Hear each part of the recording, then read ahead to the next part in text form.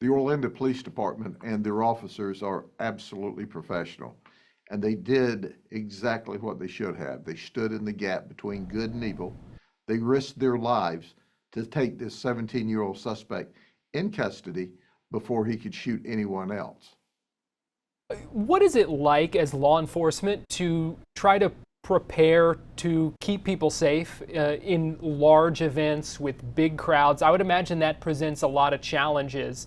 So how do you kind of go about that and navigate that? Well, it really depends on the crowd and the geographic area you're in and the wants and desires of the businesses. For example, you can lock down an environment, a Amalie Arena like in Tampa, and make it so difficult to get in that you can keep everything out that could cause a problem. Knives, guns, toothpicks. But would anybody show up with that kind of security? When you have an open air environment like a downtown environment, as we saw in Orlando, it's much, much more difficult. And on top of that, you have to depend upon those folks that run the businesses downtown to say, hey, look, I'm good with one choke point or two choke points. I'm good with magnetometers. And quite frankly, it's frightening to me that we have to get to this point in this nation. But those shootings last night, as horrible as they were, and they were very horrible, that's a symptom of the larger problem. And the larger problem is there's no respect for the rule of law. There's no respect for each other. And we've created an environment where we do what we want when we want. And that's what you saw last night. This 17-year-old clearly violated the law by even having a gun.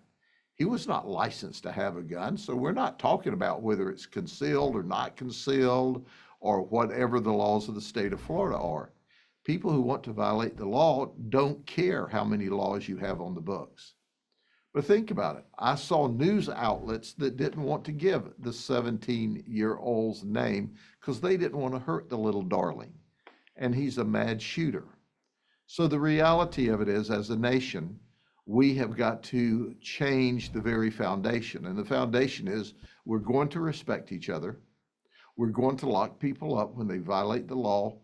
And then we're going to have a court system and a judicial system that prosecutes people to the fullest extent of the law. And there are consequences for bad actions.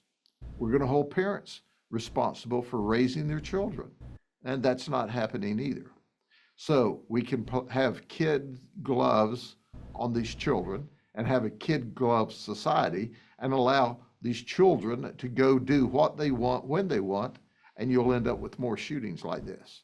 Or we can have an accountable society that teaches that people have to be responsible and care for and look out for their fellow man, and you'll have an orderly society.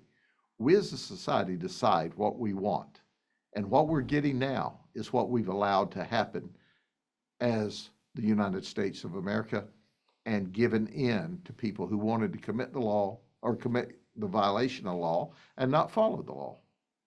I will note that we are reporting the suspect's name. He is charged with 2 counts of murder and likely going to be tried as an adult. So we are mentioning his name, but you mentioned the disregard.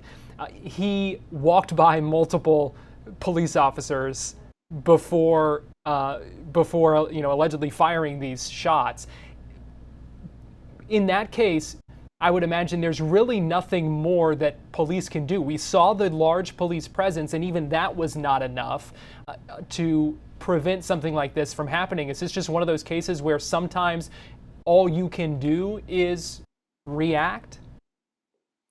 The reality is, unless you create an environment where you lock down and you do a magnetometer check and a scan check at the front, in order to have a safe environment, you're going to have the ability for someone to hurt you. And then even if you do that, they can hurt people at the backup line outside of the magnetometer. So we can't stop someone who wants to hurt someone because our job is to react. Now, we can do preventative measures to lower the probabilities.